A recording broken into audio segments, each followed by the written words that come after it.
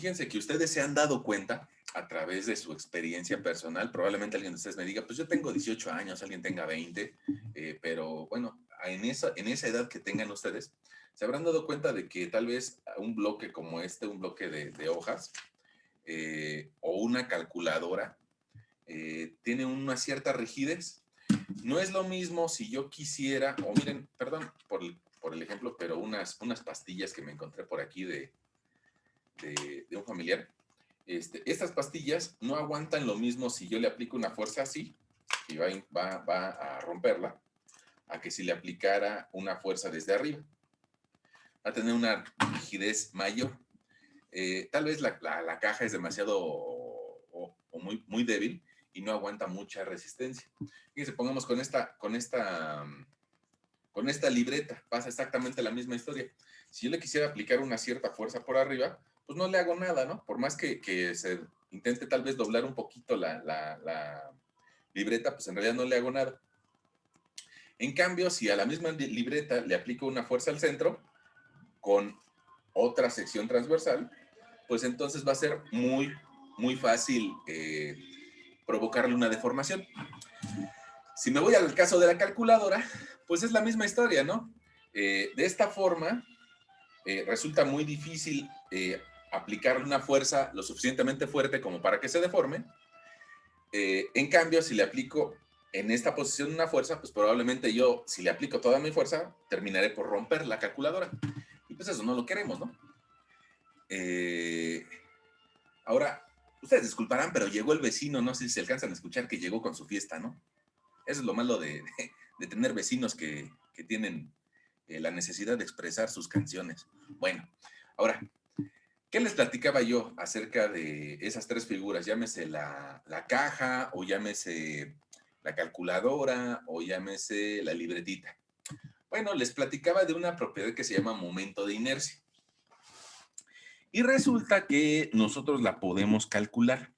De forma natural, y yo te decía, en base a tu experiencia, tú te has dado cuenta que hay algunos objetos, déjame ponerle un poquito de volumen, hay algunos objetos que si los colocamos de forma vertical, pues aguantan más que de forma horizontal.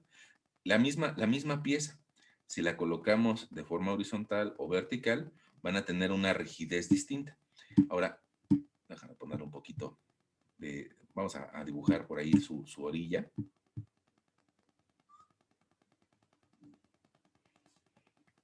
Esta pieza de concreto, ¿no? Fíjense que esa misma pieza de concreto que estoy viendo de canto, lo que intenta simbolizar es a su vez a una viga. Y esa viga, pues, es una sección prismática.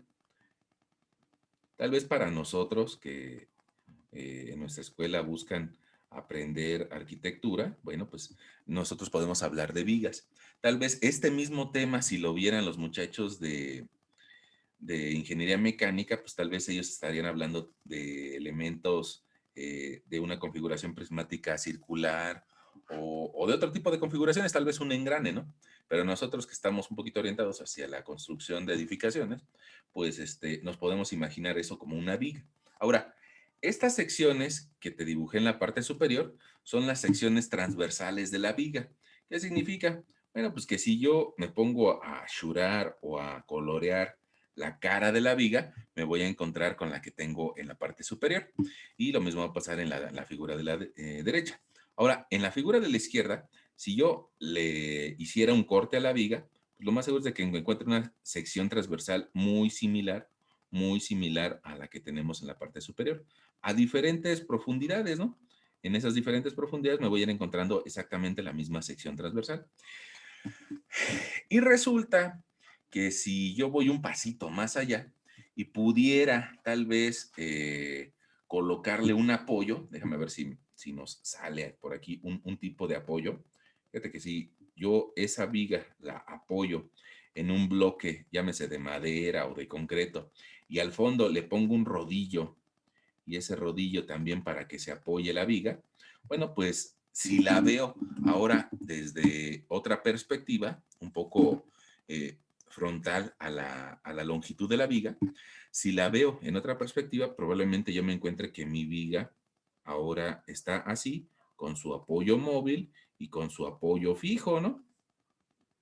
O sea, uno que permite un cierto movimiento y otro que no. Bueno, pues resulta que esa viga, al momento de que yo le quiera colocar una carga encima, vamos a exagerarla, aquí una carga a media viga, ¿ve? Bueno, pues si las veo de forma lateral, pues esa misma carga P va a provocar unas ciertas deformaciones y va a hacer que esta viga se cuelgue y que rote. Eso de que rote, probablemente tú me vas a decir, ahí yo no alcanzo a ver que está rotando. Y quisiera que imagines que estas secciones en la viga de abajo van a rotar. ¿Por qué? Porque la primera sección que yo dibujé, pues ahora va a quedar inclinada. Y la segunda que yo dibujé, pues ahora también va a quedar inclinada. Y tal vez la tercera, que está un poquito hacia el centro, esa tal vez no rotó. Pero las del fondo, pues resulta que también rotaron. Y la última también rotó. Esa rotación no es tan fuerte, sobre todo en materiales como el concreto, como para que nosotros la observemos, pero sí pasa y sí rotan. Nos daríamos cuenta si sometiéramos al concreto a una fuerza muy fuerte, a una fuerza demasiado elevada, perdón por el pleonasmo, que lograra que mi concreto se deformara en esas magnitudes. La realidad es de que en la gran mayoría de las ocasiones, la deformación que se va a obtener pues va a ser menor a 1 centímetro o del orden de 1 centímetro para una viga de varios metros. Entonces, no llegamos a ver ese efecto como que de despanzurrarse o de flexionarse. Pero aunque esa deformación llegue a ser del orden de 1 centímetro, de todas formas, teóricamente, las secciones rotan. Y ese efecto va a ser muy distinto al de la otra viga. En la otra viga, tal vez yo también le pueda poner un apoyo fijo en uno de los extremos y un apoyo rodante en el otro para tratar de igualar las condiciones de apoyo. Pero al momento de aplicarle una cierta carga, ahora le vamos a llamar F, bueno, pues resulta que esa carga F va a provocar deformaciones mucho más graves en esta segunda viga. ¿Y por qué va a provocar deformaciones más graves? Porque el área no le ayuda. Y eso es parte de lo que platicábamos nosotros con el ejemplo este de la cajita o de la calculadora al aplicarle una cierta fuerza. Resulta que sus secciones también giran, pero van a provocar deformaciones excesivas, tan excesivas que incluso podrían romperse, ¿no? Ok. Y eso atiende a la forma en la que colocamos la viga, lo que decíamos un poco más arriba. Si la colocamos de forma vertical o de forma horizontal. De forma general, a menos de que tengamos una circunstancia muy especial, pues la vertical es la que nos va a servir siempre, a menos de que se tenga alguna situación muy especial que requiera la colocación de una viga horizontal. Pero honestamente, pues es bastante raro el concebir una viga horizontal. Incluso es tan raro que pues, ahorita la acabo de borrar. Ok, ahora, eso se debe al momento de inercia. Y otra vez, resulta que ese fue nuestro título, momentos de inercia, pero no te he dicho qué significa. Ya te dije qué produce, ¿no? Bueno, lo que significa este momento de inercia es la facilidad o al contrario, la, la dificultad que tiene la sección transversal, y eso es importante que lo notemos, es una sección transversal. Esa sección transversal tiene una cierta facilidad de girar o no. Hay secciones que giran más fácilmente, como lo decíamos, una sección acostada. Esa gira muy fácilmente, pero o no pone la resistencia al giro. En cambio, esta que dejamos como vertical opone más resistencia al giro. Entonces vamos a ponerle por aquí, puede ser que nos ayude, como una resistencia al giro. Eh, entonces, una se va a flexionar más que la otra. Por ahí lo alcanzamos a ver en la parte inferior de la figura.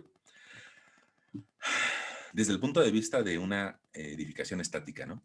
Ahora, si nos metiéramos al tema dinámico, pues también resulta que las que más se oponen al giro también son las que más giran. Entonces, este temita de momentos de inercia se vuelve muy importante pues, para todas las ingenierías, ¿no? Desde las que van a buscar tener edificaciones estáticas, como las que van a buscar tener algunas piezas en movimiento. Bueno, ahora, resulta que también a este momento de inercia se le llega a conocer como segundo momento de área. Segundo momento de área. ¿Y por qué se le llega a conocer así? Ah, pues porque cuando nosotros explicábamos centroides, decíamos de que podíamos colocar unos ejes X y Y hacia arriba un Z, y nosotros podíamos, un área cualquiera que fuera, compuesta de una figura 1, una figura 2 o una figura n-ava, la que fuera, resulta que en lugar de escribir la figura, nosotros hacíamos un artificio de que en el centro de esa figura hacíamos pasar una fuerza igual al área 1 e igual al área 2. Eso lo platicábamos para calcular centroides, ¿no? Y entonces nosotros decíamos, ah, pues el centro de toda la figura compuesta, que en este momento te voy a dibujar de color naranja, esa figura compuesta, yo puedo encontrar su centroide de toda, en X, pongamos, si hago la sumatoria de A1 por la distancia en X1 más el área 2 por una distancia x2 sobre la sumatoria de las áreas. Bueno, ahora, ¿qué significaba esto? Déjame te lo pongo de otro color. Yo estaba multiplicando una fuerza ahora como el área, por una distancia, y por eso le llamábamos momento de área.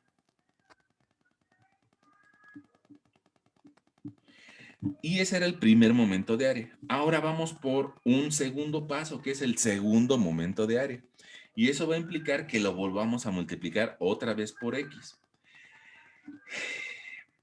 Eh, y entonces, pues resulta que si nosotros en nuestro tema de centroides ocupábamos una tablita donde teníamos área y luego distancia X y luego multiplicábamos A por X y al final encontrábamos la sumatoria y la dividíamos entre la sumatoria de las áreas, pues eso implica que ahora que veamos momentos de inercia, vamos a tener una tablita en donde de forma igual tengamos área, una distancia X, pero ahora vamos a tener área por X al cuadrado. Por eso se le llama segundo momento de área. Ok, esa es una de las razones. Y también te vas a dar cuenta que al aplicar el teorema de los ejes paralelos, también vamos a utilizar el doble, eh, de la distancia, o más bien el cuadrado de la distancia por el área.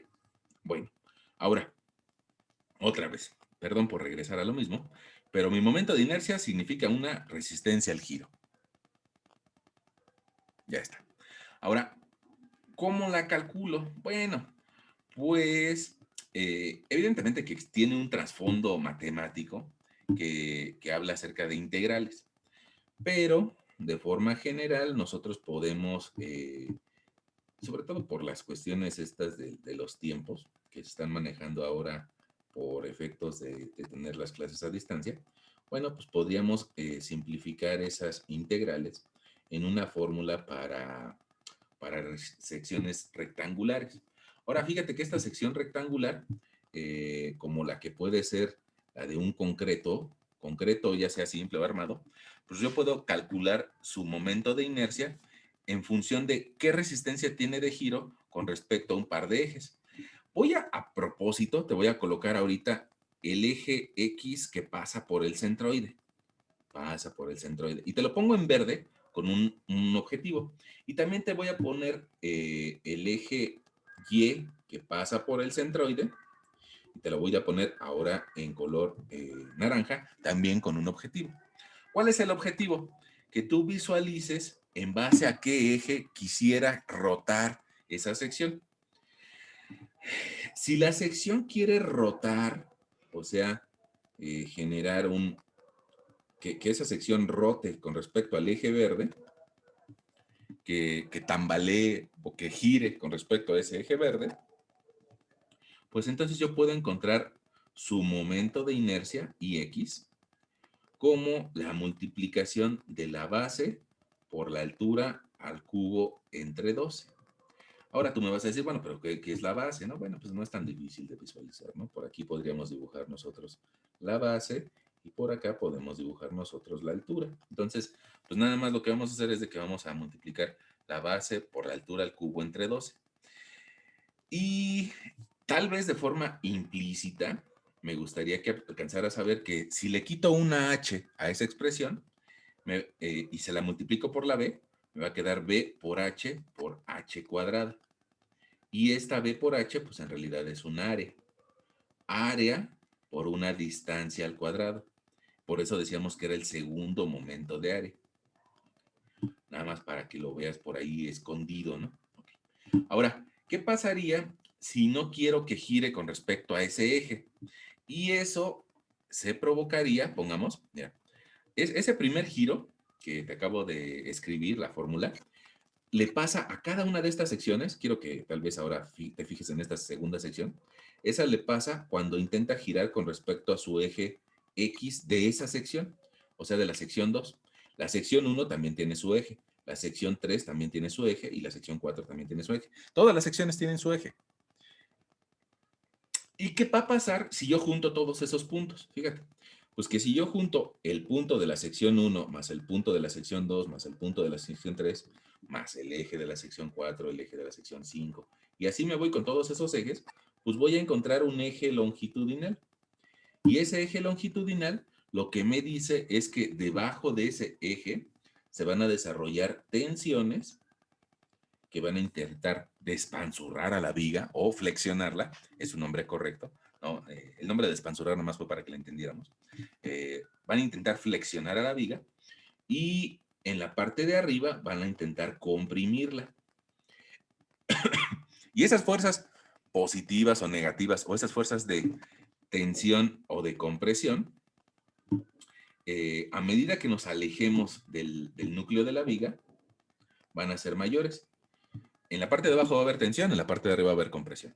Y esa línea verde que nosotros encontramos es la misma línea verde que yo te decía que pasaba por el centroide. Y esa línea verde, déjame escribirle, que le podemos llamar eje neutro.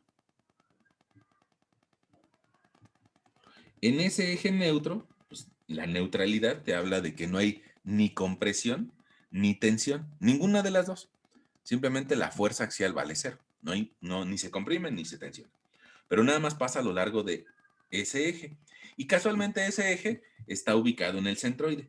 Entonces, este eje que nosotros colocamos de color verde, pues antes de querer calcular su momento de inercia, pues nosotros tendríamos que primero saber calcular sus centroides. Y por eso nosotros la sesión pasada o la semana pasada hablábamos del tema de centroides. Ahora, resulta que hay algunas vigas raras, ¿no?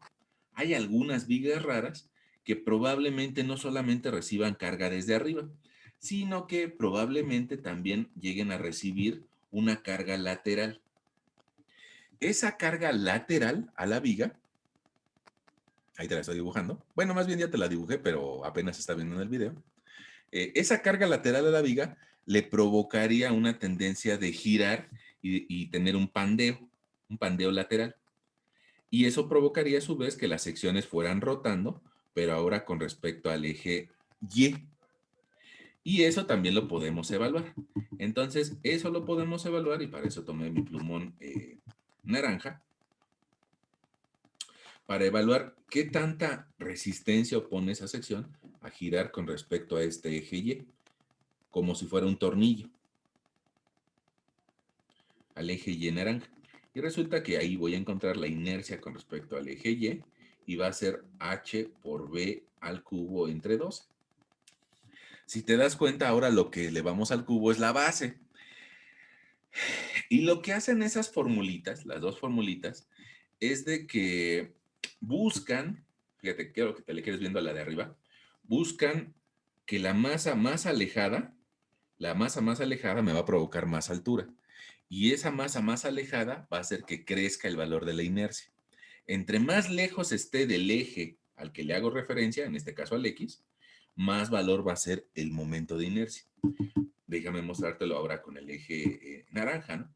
Si yo alejo las fibras a partir del eje en el que estoy calculando, en este caso Y, pues entonces el momento de inercia va a aumentar.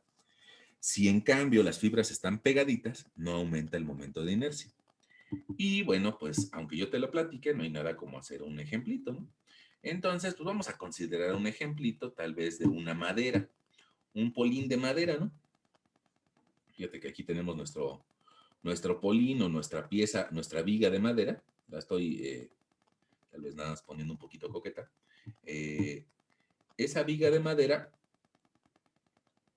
tal vez recordarás que en el porfiriato se construía a veces con madera, ¿no? O teníamos algunas vigas, restos de la época colonial. Bueno, pues esa viga de madera vamos a considerar que tiene unas dimensiones del orden de eh, 30 centímetros, 30 centímetros por 70 centímetros. Una señora viga, ¿no?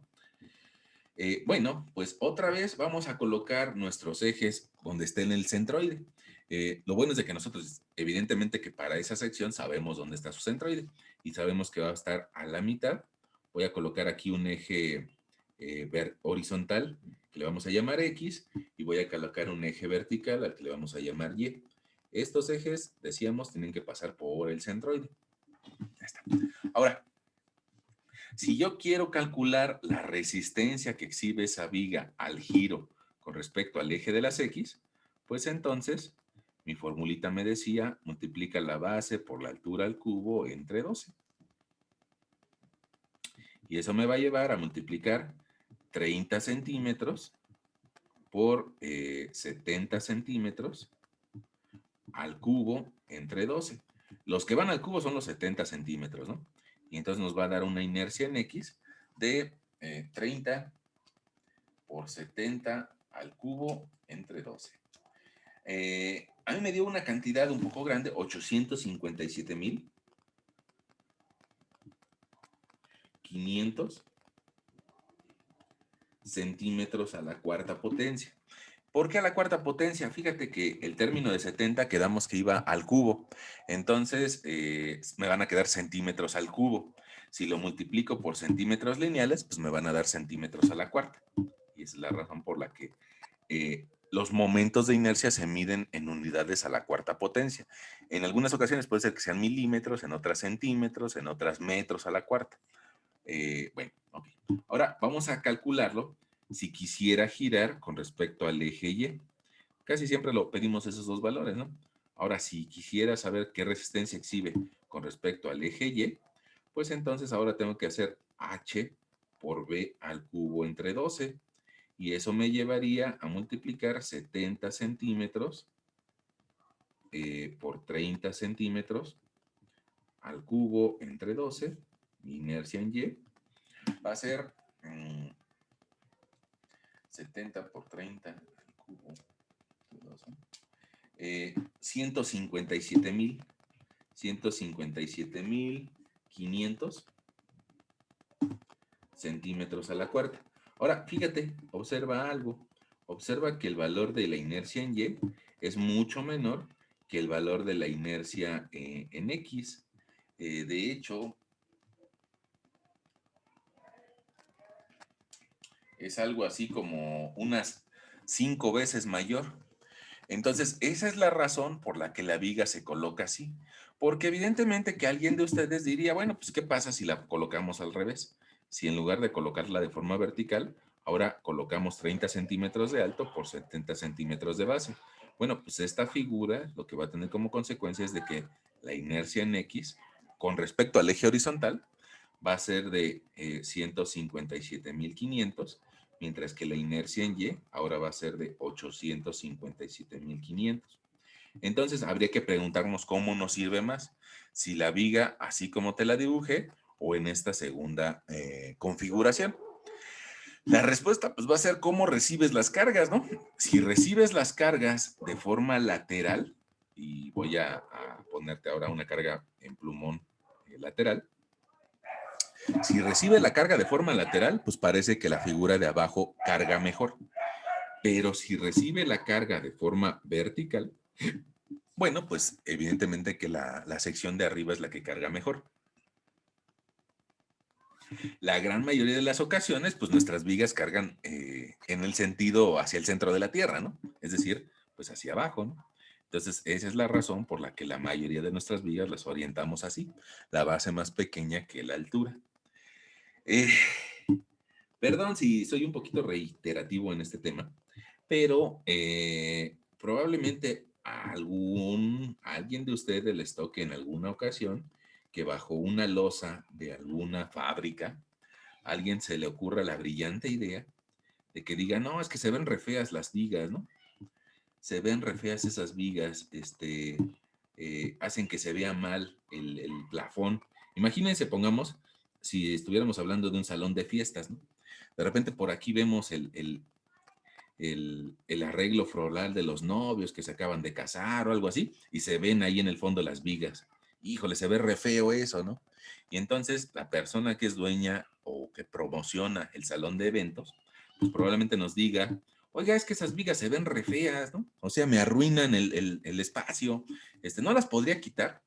Y de repente hay personas que se pasan de valientes y dicen, bueno, pues si nosotros tenemos este material que ocupa cierto concreto y ciertas varillas así, pues ¿por qué no las volteamos, no? ¿Por qué no las volteamos y las ponemos así, ahogadas en la losa? Vas a escuchar ese término. Las ahogamos en la losa. Bueno, pues eso es una tontería, ¿no? Y me gustaría volverlo a decir, ¿no? Eso es una tontería. Eso es una tontería porque ya nos estamos dando cuenta con números de lo que estamos viendo acá arriba, ¿no?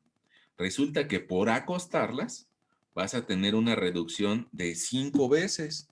O sea, de cada peso que le inviertas a esas vigas, pues en realidad nada más van a estar funcionando 20 centavos.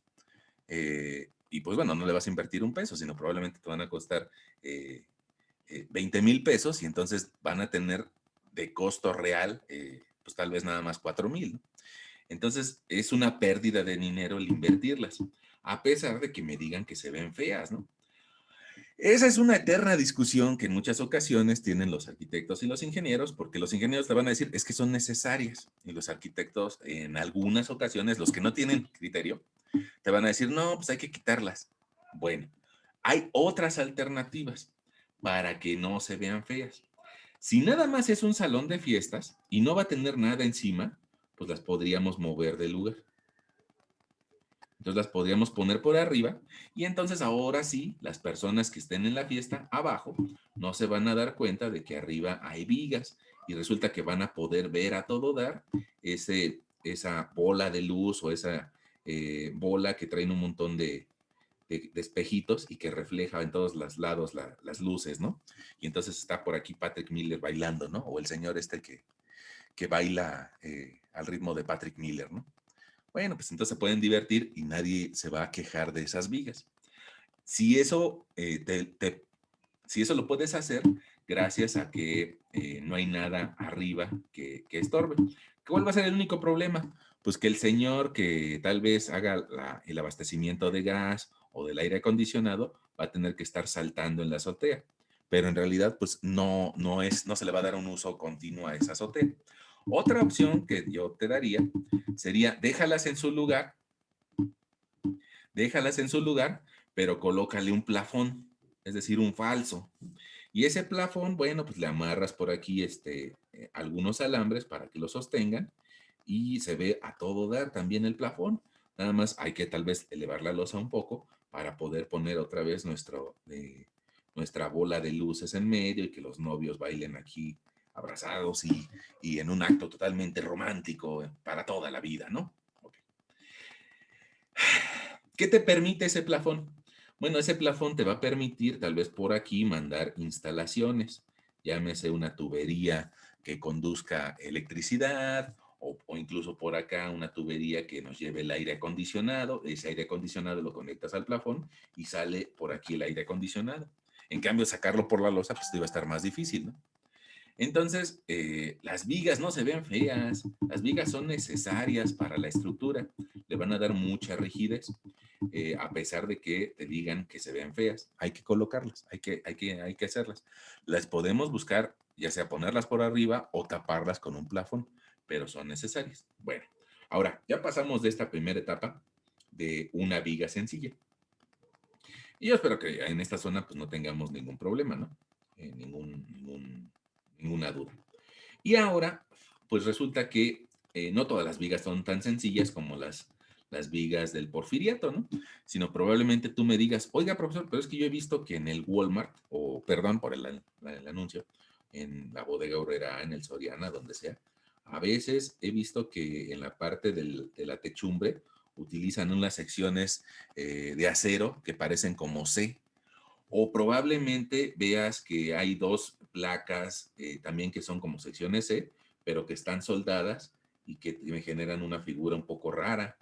O probablemente veas pues, de plano una sección I o una sección W de patín ancho. Y resulta que también nosotros por ahí platicamos de que hay secciones de concreto que son de tipo doble T o que son secciones tipo T.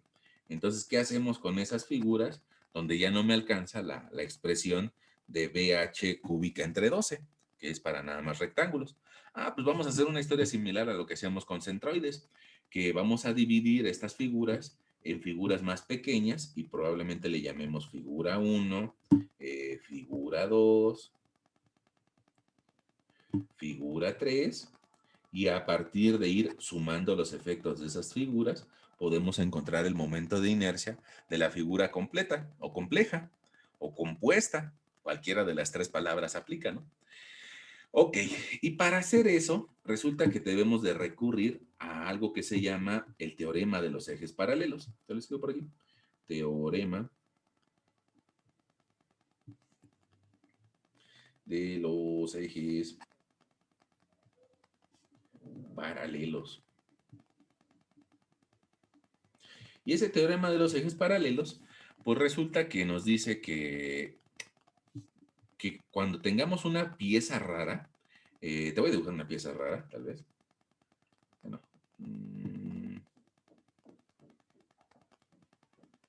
esta pieza rara, a su vez, está compuesta de varias piececitas pequeñas. Y lo que te diría el teorema es, antes que nada, encuentra el centroide de esa figura. Nosotros por ahí ya lo hemos hecho sobre una figura similar en la sesión anterior o hace dos sesiones, ¿no? Antes que nada, encuentra los centroides. Y ya que tengas los centroides, busca las distancias que hay entre el centroide de cada una de esas figuras y el centroide general. Y resulta que la distancia que hay entre el centroide de cada una de esas figuras y el centroide general le vas a llamar distancias Y. Evidentemente que si a una figura le llamas, a esta pongamos, si a esta le llamamos figura 1, bueno, pues vamos a obtener la Y1. Si a esta otra que te dibujo de otro color le llamas figura 2, bueno, pues aquí va a ser nuestra distancia Y2. Y así sucesivamente, ¿no? Eh, Así sucesivamente para tengamos 2, 3 o 50 figuras. Y después te dice, cada una de estas figuras va a tener sus propios ejes locales. Esta figura 1, pues resulta que, si te das cuenta, también es un rectángulo. Entonces yo podría calcular su inercia de la figura 1 en X utilizando la fórmula que ya te había mostrado antes, ¿no? BH cúbica entre 12. Y si lo quiero hacer con respecto al otro eje, pues bueno, sería HB cúbica entre 12. Y la inercia de toda la figura la puedo resumir en que va a ser la inercia de toda la figura y para eso le voy a poner una doble X. La inercia de toda la figura va a ser igual a la sumatoria de las inercias locales, o sea, la sumatoria de la inercia con respecto al eje X local de la figura 1, más la figura 2, más la figura 3, más la figura 4. Y como son locales, le voy a poner una línea encima para indicar que son con respecto a sus ejes locales. Y además le voy a sumar la sumatoria de cada una de esas áreas multiplicadas por su brazo de palanca Y. Nada más que ahora quedamos que era el segundo momento de área.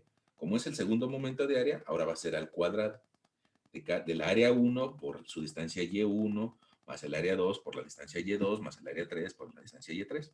Y prácticamente vamos a tener una fórmula similar si la queremos calcular con respecto al eje Y. La sumatoria de las inercias locales con respecto a Y, más la sumatoria de cada una de las áreas por sus distancias X al cuadrado. Ahora, fíjate que aquí hay algo interesante que, pues es preciso que lo observemos, ¿no? Eso interesante que es preciso que observemos es de que se cruzan las variables. Eh, si hablo acerca del eje X, pues resulta que voy a tener que sumar las sumatorias de las ejes X, pero después multiplicar por brazos de palanca en Y.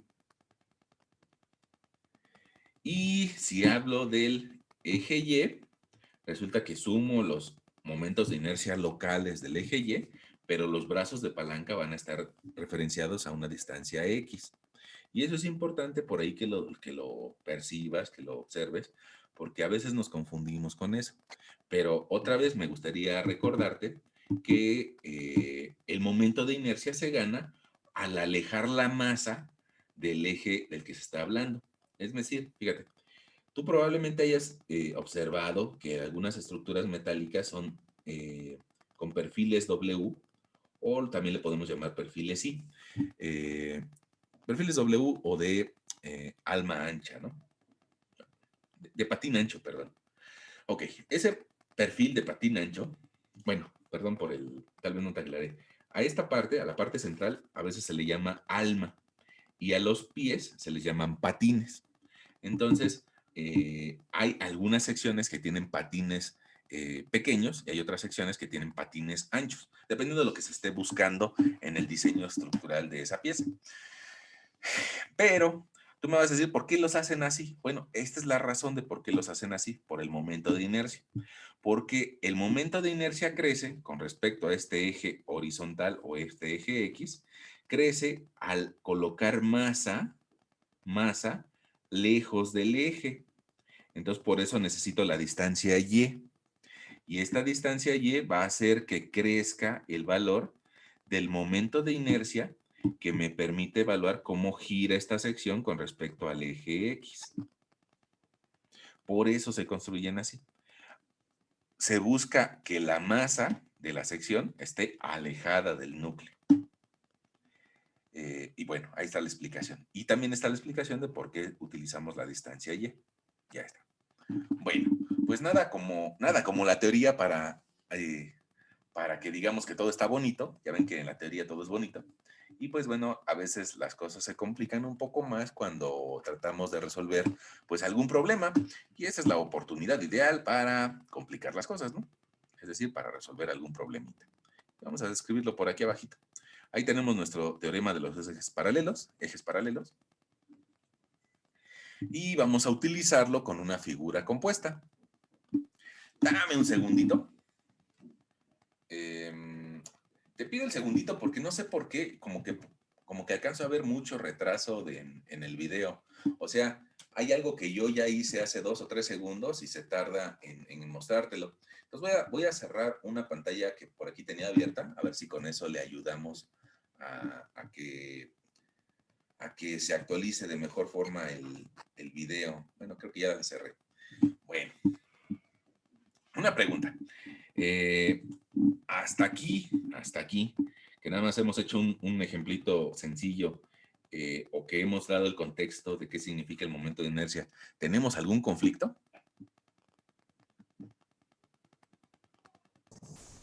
No, profe. Bueno, parece que vamos bien, ¿no? Parece que vamos bien. Ya les decía que de forma general casi nunca utilizamos esta sección acostada, y más bien la que usamos es la vertical. Pero sí requerimos la fórmula para un problema, pues como el que vamos a hacer, ¿no? Vamos a hacer un problemita tal vez de una sección tipo doble T. No sé si ustedes fueron observadores o no, pero en el edificio donde se inscribieron, en el edificio de gobierno, ahí donde está el auditorio, eh, en la parte de arriba hay vigas doble T. Si no fueron observadores, pues ahora que regresemos, tal vez dentro de un par de 2 o 3 meses, bueno, se van a dar cuenta de que hay unas vigas que están compuestas por dos vigas T, y esas dos vigas T le dan rigidez al sistema de la losa superior. Y resulta que al construir esas vigas, pues se puede realizar un proceso industrial en el que se repita, ¿no? y que se hagan muchas vigas de esta forma, y al hacer muchas vigas de esa forma en un mismo taller, pues se puede asegurar una cierta rigidez, y entonces lo que pasa pues es de que terminan por vender piezas ya prefabricadas, en la que solamente pues el constructor llega a colocarlas prácticamente, ¿no? No a construirlas, sino a colocarlas. Bueno, pues esa pieza doblete podría ser como la base de un puente, o podría ser pues un sistema de losa para claros grandes, o sea, para claros tal vez de más de 12 metros, ¿no? Más de 15 metros. Ok. Ahora, vamos a ponerle unas dimensiones a esta viga doble T. Vamos a colocarle, perdón, tal vez alguien me diga que está desproporcionada mi viga. Trata de ser simétrica, nada más que como que siento que el lado derecho me quedó un poquito más pequeño. Pero bueno, pues ya dirían nuestros profesores de expresión gráfica que la cota rige al dibujo, ¿no? Y si la cota rige al dibujo, pues vas a ver que es simétrica. Ahí está. Vamos a considerarle al centro una distancia de 80 centímetros. Las vigas que le dan profundidad, vamos a tomarlas de 18 centímetros. Y los alerones o los salientes, los vamos a considerar de 52 centímetros. Voy a poner por acá arribota para que no nos confundamos, ¿sale? 52 centímetros.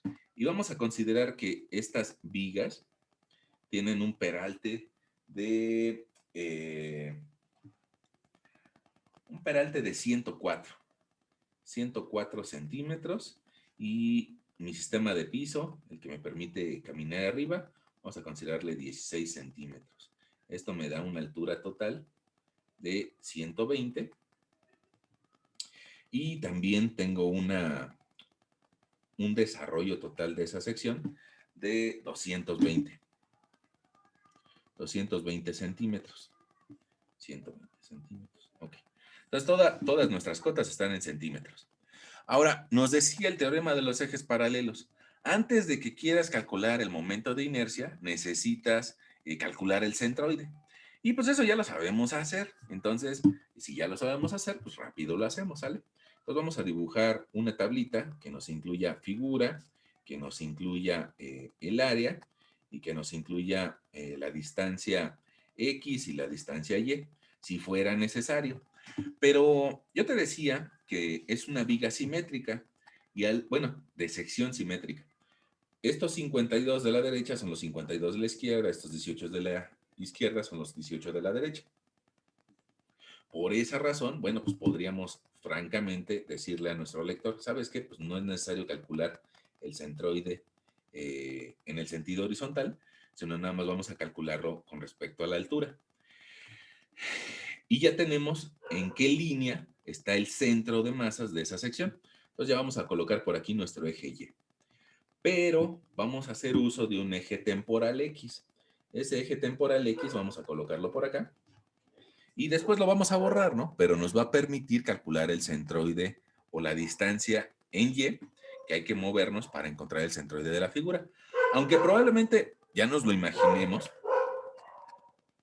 que va a caer por aquí, un poco abajo de la superficie de compresión, pero pues hay que calcularlo, ¿no? Y para calcularlo te voy a decir que dividamos esta figura en tres. Pues vamos a ponerle unos límites aquí, una figura 1, una figura 2 y una figura 3. A la de arriba vamos a llamarle figura 1, a la de la izquierda vamos a llamarle figura 2, y a la de la derecha vamos a llamarle figura 3. Okay. Bueno, pues ya que tenemos tres figuras y que ya vimos que no es necesaria la distancia X, pues vamos a borrarla, ¿no? Vamos a decir que no es necesaria la distancia X y solamente vamos a utilizar la distancia Y. Ahí está, nuestra distancia Y. Y vamos a seguir con nuestra tablita y vamos a encontrar la multiplicación para calcular el centroide de A por Y. Nuestras áreas van a estar expresadas en centímetros al cuadrado, porque van a ser áreas. Las distancias Y van a estar expresadas en centímetros y la multiplicación va a estar expresada en centímetros al cubo. Probablemente esta tablita nos pida que calculemos de esas tres áreas la sumatoria de las áreas y la sumatoria de A por Y. Y pues bueno, aquí vamos, ¿no? Fíjate que la figura 1 tiene un desarrollo de 220 centímetros y un ancho de 16, o una altura de 16. Y eso me va a llevar a tener un área de 3.520. Te lo anoto. 3.520. La figura 2 y la figura 3 son igualitas. Tienen una base de 18 centímetros y una altura de 104 centímetros, lo cual nos provoca 1.872 y 1.872 centímetros cuadrados. Si yo sumo esas tres cantidades, resulta que me va a dar un área de 7.000, 7.264 centímetros cuadrados. Ahora, ¿a qué distancia están los centroides de esas figuras?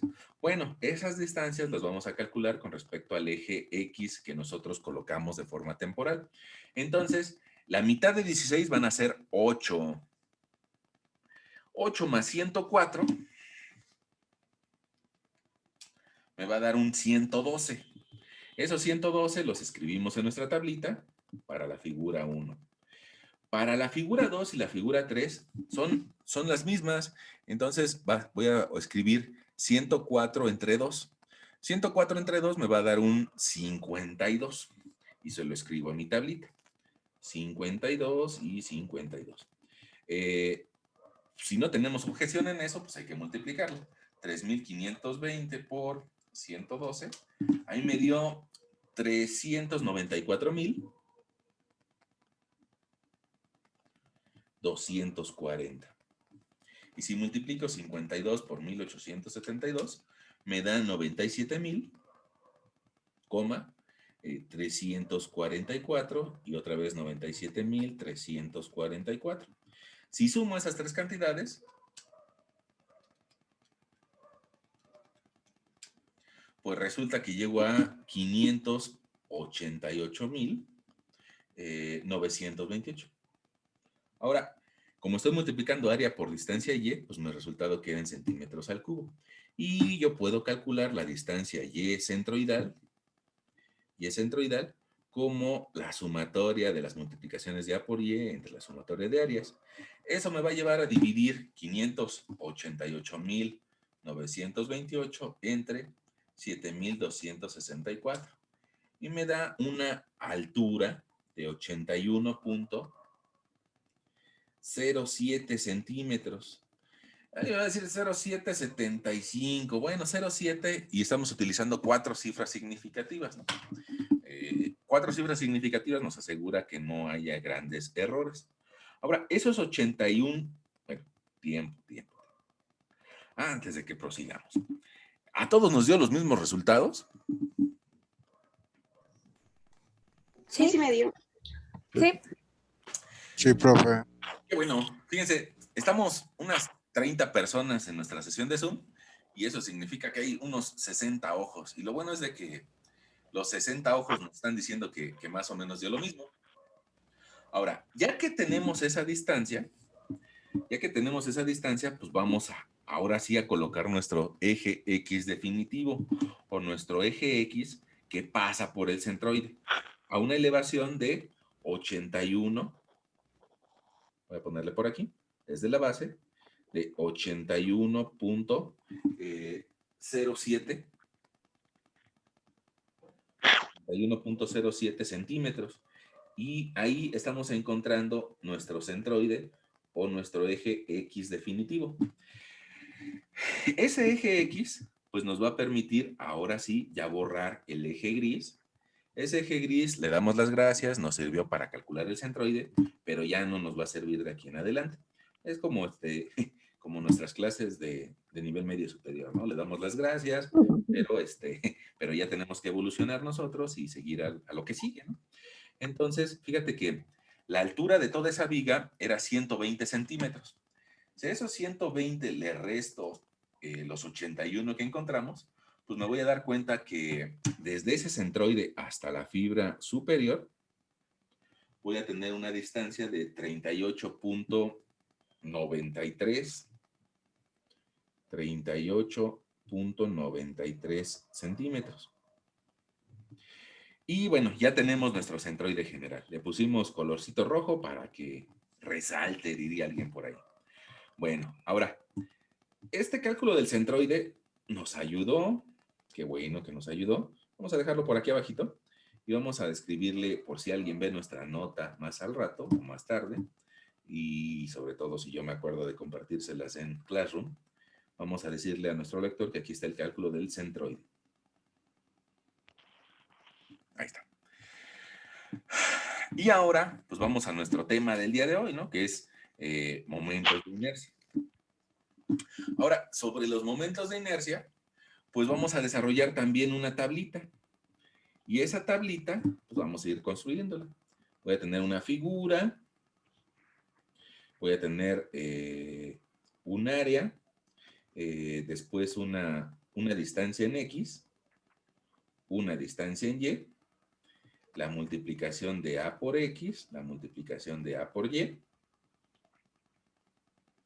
y el momento A por X al cuadrado y A por Y al cuadrado. El momento de inercia local con respecto al eje X, local, y el momento de inercia con respecto al eje Y, local. Y como te darás cuenta, pues es una tablita un poquito más larga, ¿no? Voy a tener otra vez 3 figuras. Y esas 3 figuras, algunos valores voy a requerir la suma. Sobre todo este también y este también. Bueno, creo que me quedó un poquito desbalanceada mi tabla, ¿no? Bueno. Un poquito le ganamos algo, ¿no?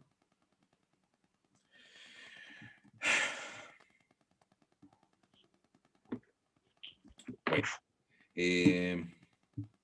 Ahí está mi tablita. Probablemente en alguna otra ocasión, pues variemos las columnas, pero la de hoy, ahí la tenemos. Ahora, nuestras áreas, fíjate que ya las teníamos, ¿no? Entonces, como somos a veces un poquito flojos, pues hay que copiarlas, ¿no?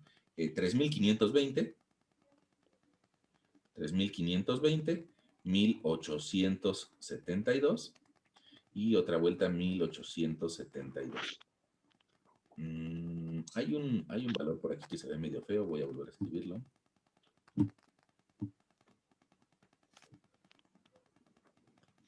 Ahí estamos, con nuestras 3 áreas. Y ahora las distancias X y las distancias Y, resulta que yo te platicaba hace algunos minutos que esas nuevas distancias X y nuevas distancias Y van a depender de la ubicación del centroide. Entonces, para eso, nosotros primero encontramos el centroide general. Y ahora, esas distancias X van a estar referenciadas a ese centroide. Ahora, vamos a colocar, si quieres, si gustas, de color moradito los centroides locales. Fíjate que de la figura 1, pues yo lo alcanzo a ver por ahí. Tal vez no esté tan bien dibujado, pero pues es sensiblemente a la mitad. De la figura 2, de igual forma, va a estar un puntito por ahí. Y de la figura 3, otra vez otro puntito.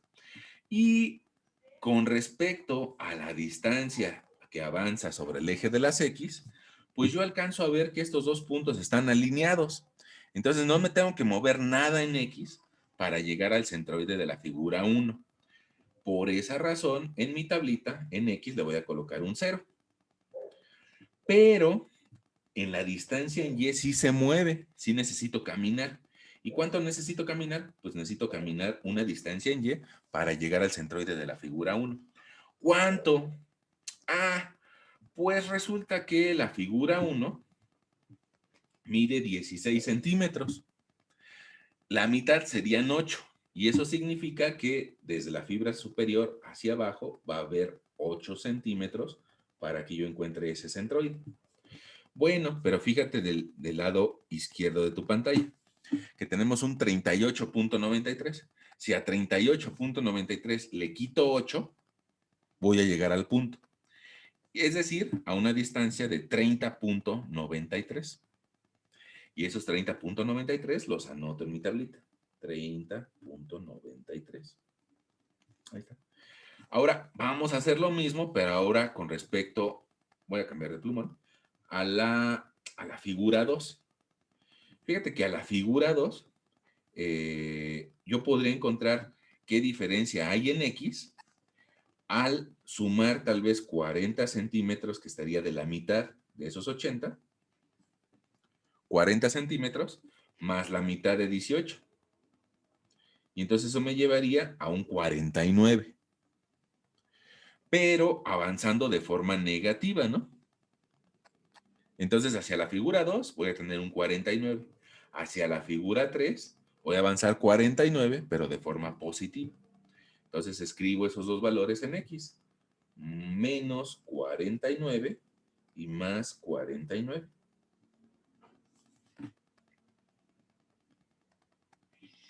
Con respecto a la distancia en Y, fíjate que lo más sencillo va a ser que estos 104 lo dividamos entre 2. Y si lo dividimos entre 2, pues nos va a dar un 52. Sí, un 52. Ok, y estos 52 son los que tendríamos aquí de alto. 52. Pero yo sé a qué elevación está la línea roja. Entonces la diferencia de 81.07 menos 52 es lo que me quedan, son 29.07. Esos 29.07 es lo que voy a colocar en mi tablita. 29.07. Los dos son negativos. Menos 29.07. Menos 29.07. Ahí estamos. Y esa es la parte geométrica de nuestra tabla, ¿no? Después lo que sigue, bueno, pues son un poco de multiplicaciones. Quizás para calcular los momentos de inercia, ahorita platicamos de eso, también requeriríamos un poco de geometría. Bueno, vamos a seguir con nuestra tablita y las siguientes dos columnas pues no son más que multiplicar. Entonces, si yo multiplico el área por x al cuadrado, pues me va a quedar 0, porque 0 al cuadrado pues es 0, y cualquier número multiplicado por 0 pues vuelve a dar 0. Si multiplico en cambio esa área por 30.93 al cuadrado,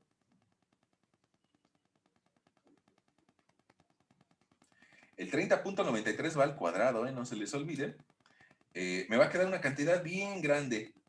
3 millones, parece número de lotería, 3 millones 367,460.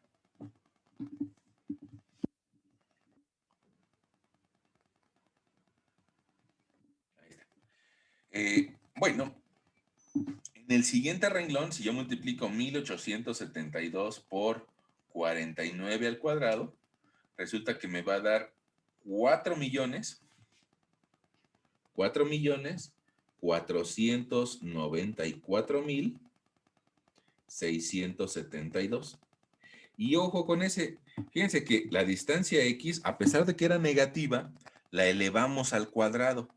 Toda esa distancia X. Entonces, si yo pongo menos 49 al cuadrado, me va a dar una cantidad positiva.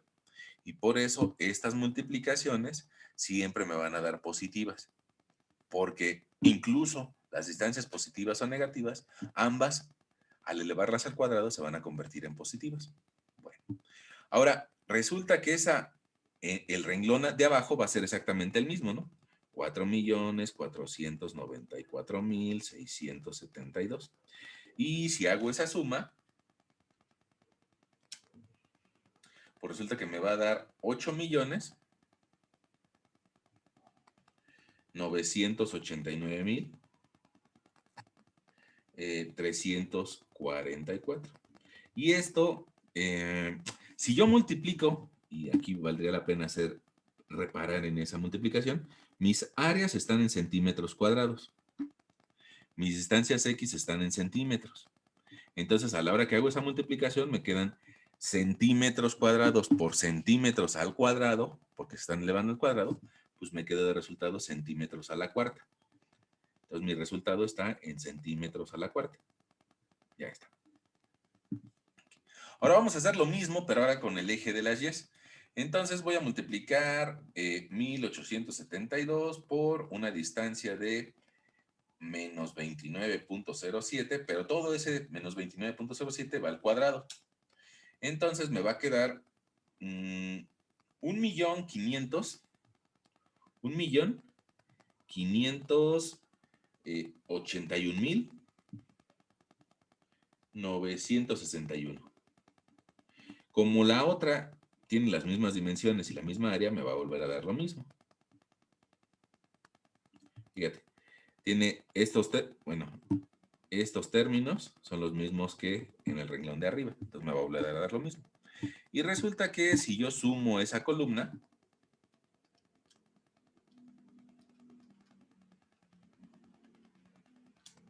me va a dar un total de 6.531.383.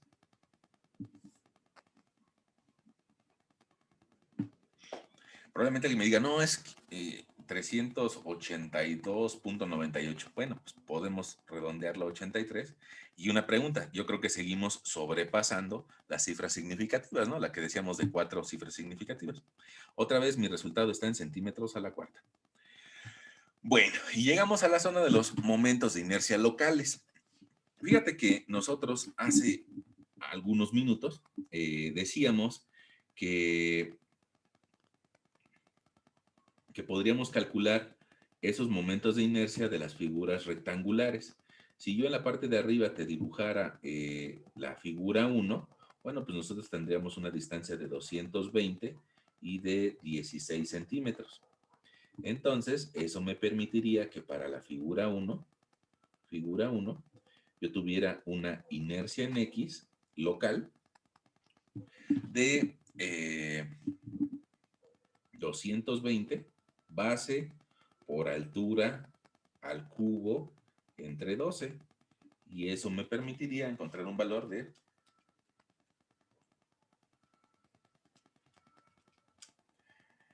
75.093. Ahora, si multiplico centímetros lineales por centímetros al cubo, me va a quedar de resultado centímetros a la cuarta. La inercia con respecto al eje Y me va a quedar 16 por 220 al cubo entre 12. Y eso me va a dar una cantidad bien grande, ¿no? Porque 220 lo voy a elevar al cubo. Y esa cantidad grande que yo te decía me da 14 millones. 14.197.333 centímetros a la cuarta. Eso es para la primer figura. Entonces, pues se lo puedo escribir a mi tablita, nada más que mi tablita como que se va a quedar un poquito chiquita. Vamos a ver si ponen, sí, eso lo voy a poner así. Es 14.197.333 para la primera figura. Y con respecto al eje Y, perdón por el zoomeo, por el movimiento de la pantalla, ¿no? 75.093. Ahí está. Ahora vamos a la segunda figura. La segunda y la tercera son igualitas. Voy a poner una línea por aquí y le voy a decir a mi lector que voy a tener la figura 2 y la figura 3. Y la figura 2 y la figura 3 tienen una base de 18 y tienen una altura de 104. Entonces, mi inercia en X, pues resulta que lo que voy a elevar al cubo va a ser el 104. 104 al cubo por 18 entre 12 me da 1.687.296. Y mi inercia en Y, pues la cantidad que voy a elevar al cubo va a ser el 18. Entonces, voy a tener 104 por 18 al cubo entre 12, es decir, 50.544.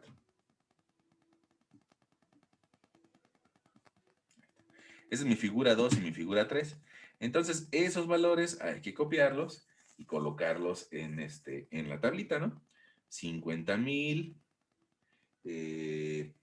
perdón, 50,544, 50,544, y hay que sumarlos.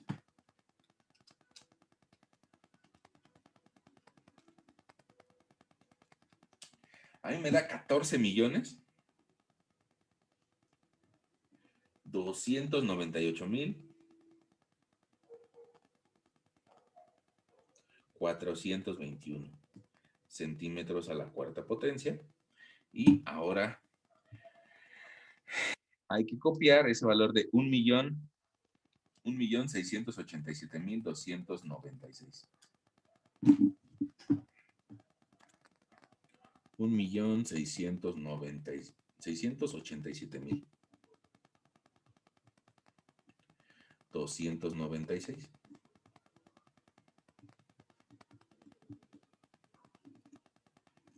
Bueno, si resumamos esa columna,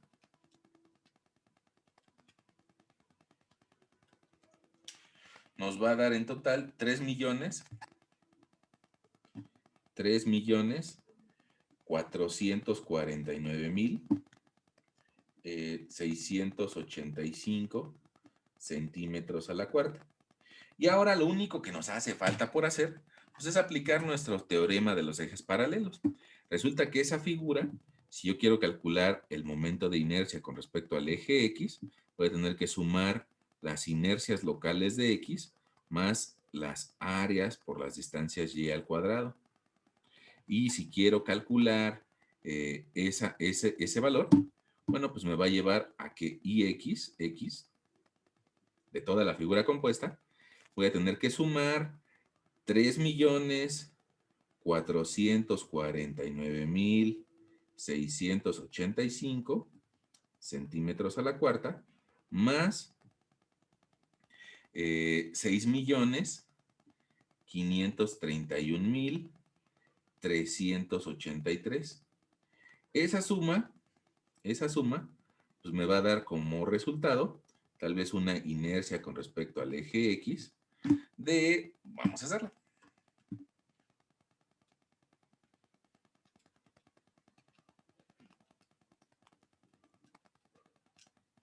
De 9,981,068 centímetros a la cuarta. Y el caso de las Y's, mi formulita o mi teorema de los ejes paralelos me diría, si lo quieres calcular con respecto al eje Y, tienes que hacer la sumatoria de los ejes locales en Y, más la suma de las áreas por las distancias X al cuadrado, y eso a su vez me va a dar que Y va a ser igual, déjame ver los cabezales, a 14,298,421 centímetros a la cuarta, más 8,989,344 centímetros a la cuarta. Y eso nos va a dar una inercia Y total. 14, 238, 421 más.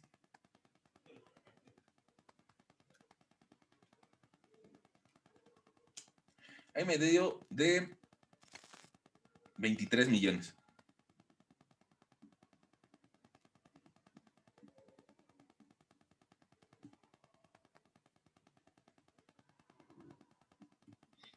Y ahí tenemos nuestras dos inercias.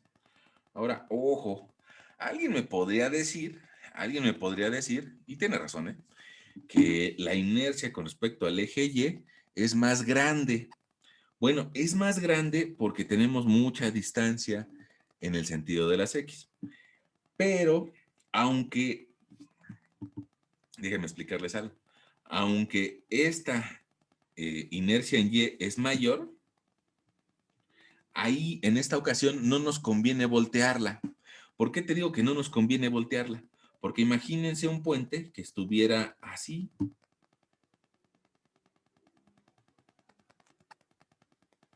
Y entonces de repente imagínense un humanito pasando por aquí, ¿no? No, pues no tendría área por donde caminar. E incluso pasaría un humano y ya no podría pasar otro en sentido contrario, ¿no? Entonces, en esta viga, a pesar de que tenemos una inercia mayor en sentido contrario a lo que nos gustaría tener, bueno, la razón de esta es de que podemos caminar en un sistema de piso, ¿no? Puede caminar un humano por aquí, puede caminar un humano por acá, e incluso hasta llevar hasta su perrito, ¿no? O su mascota de paseo. Entonces, esa es la razón para colocarla de forma horizontal. Y bueno, otro asunto que también debemos de considerar es de si en realidad esa viga va a trabajar en conjunto o no, porque probablemente se generen fuerzas muy fuertes, otra vez, perdón, esa palabrita, esfuerzos muy fuertes que permitan que se disloque la viga, ¿no? Y que trabajen como piezas separadas. Pero si trabajan como una sola pieza, bueno, pues ahí está la razón de por qué es mayor en uno, o aunque sea mayor, la seguimos utilizando como lo vemos en los puentes peatonales. Ojalá y que ya hayas visto algún puente peatonal de esa forma. Entonces, ¿qué requerimos para calcular centroides? ¿Qué requerimos para calcular momentos de inercia? Bueno, primero encontrar su centroide. Y ya que tengamos su centroide, de ahí sigue el cálculo del momento de inercia. En esta ocasión fue una sección, pues hasta cierto punto, pues tiene los dos aderezos, ¿no? Fue fácil, pero sí nos requirió bastante tiempo. ¿Por qué nos requirió tiempo? Pues porque nos quedan cantidades en millones. Y esas cantidades en millones, pues usualmente quitan tiempo, ¿no? Ahora, alguien me va a decir, oye, ¿y lo podemos hacer en otras unidades, en metros, para que queden cantidades más pequeñitas? Pues sí, pero en muchas ocasiones, si lo transformas a metros, pues a veces te llegan a quedar cantidades como 0.0074. Y entonces hay que estar escribiendo decimales del otro lado, ¿no? Entonces, usualmente en los temas estos de momento de inercia, acostúmbrense a que sí nos van a dar cantidades muy grandes. Y más cuando hagamos intervenir, pongamos la elasticidad del material o la rigidez del material, que será pues tal vez dentro de un mes. Bueno, una pregunta. ¿Cómo ven? ¿Tienen alguna duda de esto?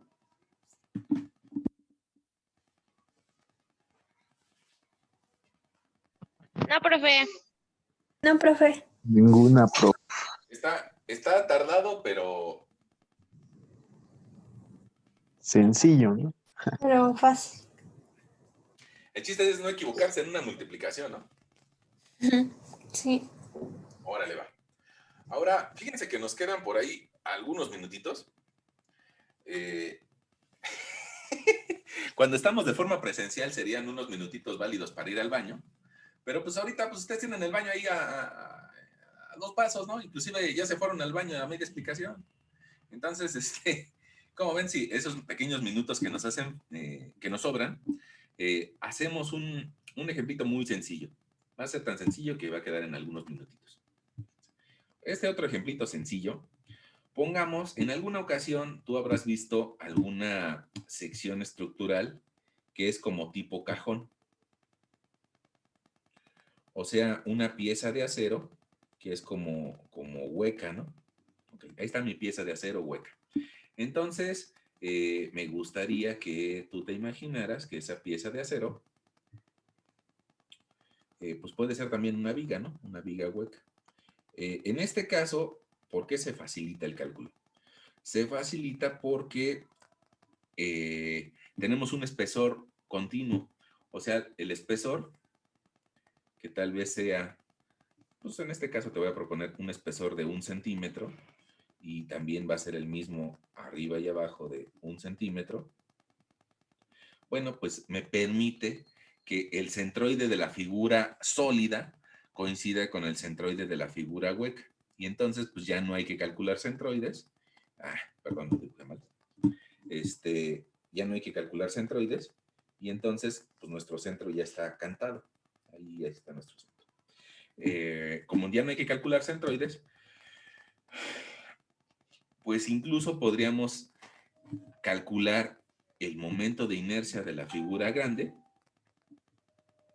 podríamos nosotros decir que el momento de inercia XX va a ser el momento de inercia en X de la pieza grande sólida, o sea, rellena de acero, menos el momento de inercia de la pieza pequeña hueca.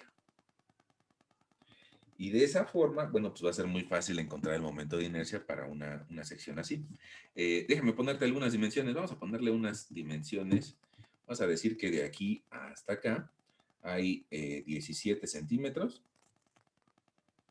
Y que de aquí hasta acá hay 9 centímetros. Y eso va a provocar que las dimensiones internas pues sean de 7 centímetros y tal vez por acá. Híjole, ahí se me cruzaron las cotas. Me va a regañar el profesor de dibujo. Bueno, ahí nos va a dar 15 centímetros, ¿no? Ah, ya sé. ¿Ven? Siempre hay una alternativa. Lo puedo poner esa distancia del otro lado, ¿no? Pues aquí yo tendría 15 centímetros. Listo. Y entonces, pues, por eso es un ejemplo muy sencillo, porque mi rigidez o mi momento de inercia con respecto al eje X lo voy a calcular como la figura completa, la sólida, 9 centímetros por 17 centímetros al cubo,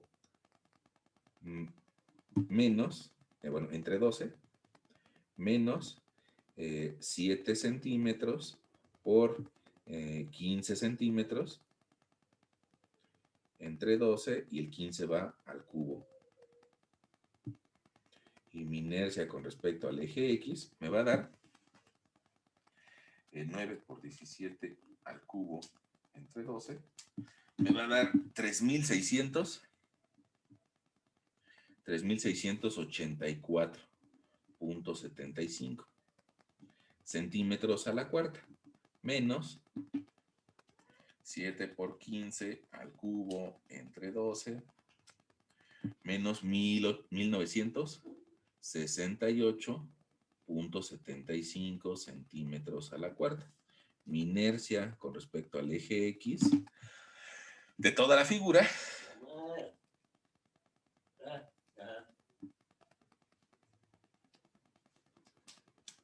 es de 1716 centímetros a la cuarta. Y entonces fíjense que los minutitos que nos quedaban, pues prácticamente nada más ocupamos, les dije eso hace 4 minutos. Entonces en 4 minutos encontramos el momento de inercia con respecto al eje horizontal. Bueno, si lo quisieran con respecto al eje vertical, pues habría que hacer algo similar, ¿no? Pero como el horizontal es el más común que vamos a utilizar en nuestro curso, pues por eso en esta ocasión les pedí que lo calculáramos nada más con respecto al eje horizontal. Y si te diste cuenta fue muy rápido, ¿no? Ahora, para una sección tal vez de una viga de dimensiones un poco más comunes, pues no manejamos cantidades tan grandes. Pero la otra que era de un puente, pues sí se manejan cantidades mucho más grandes. Fíjate, aquí podríamos comparar estos 17,000 centímetros a la cuarta comparados con nuestra sección básica de madera, ¿no? Aquí nos dieron 857,000 centímetros a la cuarta. ¿Por qué? ¿Por qué estuvo tan grande la diferencia? Ah, porque la otra apenas medía 17 centímetros, ¿no? Entonces la otra mide muy poquito, 17 centímetros.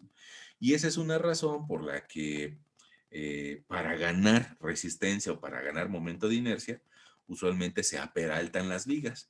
Ahora, al aperaltarlas, o sea, al crecerlas en altura, que tengan más peralte, pues lo único malo de eso es de que caemos en el ejemplo que les decía, ¿no? Que de repente entre más peralte tengan, pues más feas se ven. Y más me las van a criticar y van a decir, ay, se ven re feas. Bueno, pues entre más peralte, resisten más. Y también tiene un límite, ¿no? Una buena relación, y ya con eso terminamos, una buena relación de peralte andará del orden de que una base más o menos se debe de multiplicar por 2.5 a 3 veces la base va a ser igual a la altura. Por ahí anda una buena relación. En muchas ocasiones, sobre todo las personas que son arquitectas puras, tienden a utilizar secciones de B igual a 2 veces B, pero son poco eficientes. Suelen ser mejor o un poquito más eficientes las que son de B comparada a 3 veces B.